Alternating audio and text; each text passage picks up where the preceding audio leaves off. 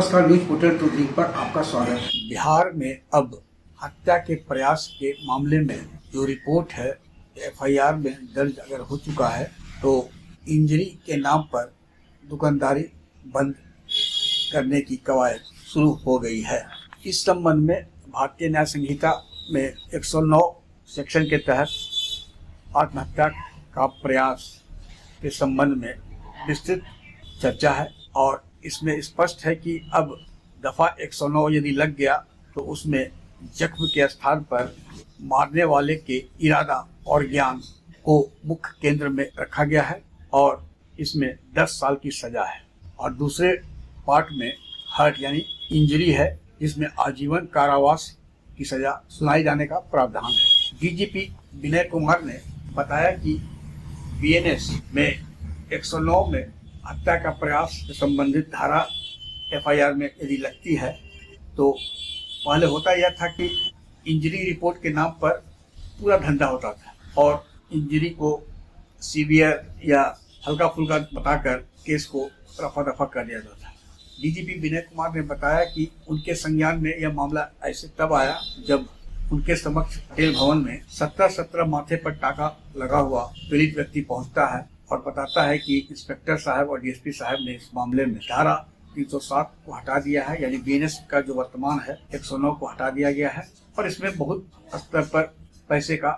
खेल हुआ है। डीजीपी विनय कुमार ने बताया कि रविवार को उन्होंने बीएनएस की 109 को लेकर गया जिले के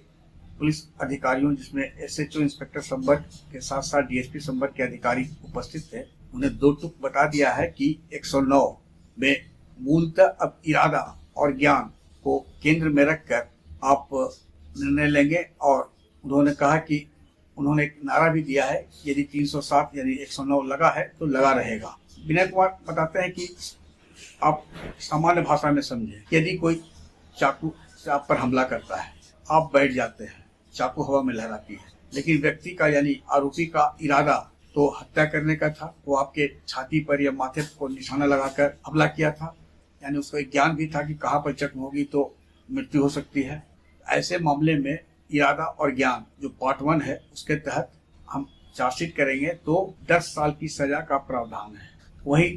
पार्ट 2 माने 109 में है कि आप उसमें देखेंगे तो उसमें आजीवन कारावास की सजा का प्रावधान है। डीजीपी विनय कुमार बताते हैं कि इस मामले में हर्ट यानी शारीरिक दर्द या जख्म को ध्यान में रखते हुए आरोप पत्र समर्पित किए जाने की आवश्यकता है, तो उसमें आजीवन कारावास की भी सजा का प्रावधान है। डीजीपी विनय कुमार ने कहा कि जख्म प्रतिवेदन में हेर फेर करने के एक नहीं कई उदाहरण हैं और यह अच्छा खासा खेल होता था, जो कि पर्यवेक्षण उद्योग के नाम से ऐसे बिहार में जो विख्यात था, तो उसे खत्म करने की एक कवायद है। और इस संबंध में बीएनएस की और भी जो धाराएं हैं जहां सजा की कठोर से प्रावधान है, उसका अनुपालन कराने के लिए अधिकारियों को ट्रेनिंग दी जा रही है। इसके पहले गया में भी ट्रेनिंग हुई है और हर जिले में बीएनएस से संबंधित जो भी प्रशिक्षण है वो अनुसंधानकर्ताओं को दिया जा रहा है। आग्रह है कि इस वीडियो के लिंक को लाइक, शेयर, सब्सक्राइब अवश्य करें। धन्यवाद, नमस्कार।